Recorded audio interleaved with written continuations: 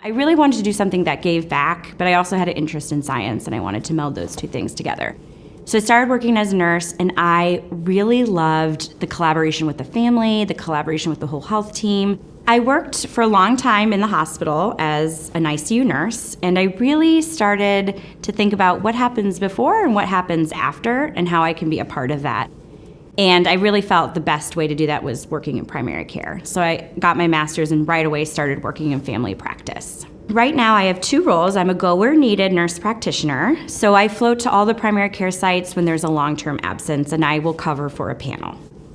And then as we work to open up El Centro, right now we're there 2 days a week and we're seeing patients. And it is to serve specifically those who are uninsured or underinsured in the Lorain area. If it's an acute problem, I try to make sure we take care of that. But when they're coming to established care, the first visit is about getting to know one another and really building that trust relationship, because it's really hard to move forward for a patient if they don't feel safe with their provider.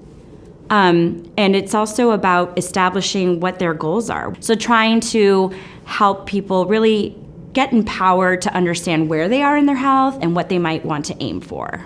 When I get to see someone over time, how they've been empowered to do things for themselves, when they say, hey, I joined this walking club, or my son and I cut out pop. And they do it in a way not because they think it will please me, but because they learned that it will help them in the long run. I think that's probably the most rewarding part of my job. Don't be scared to be honest. This isn't a place of judgment. I'm here to just provide you with the best care possible.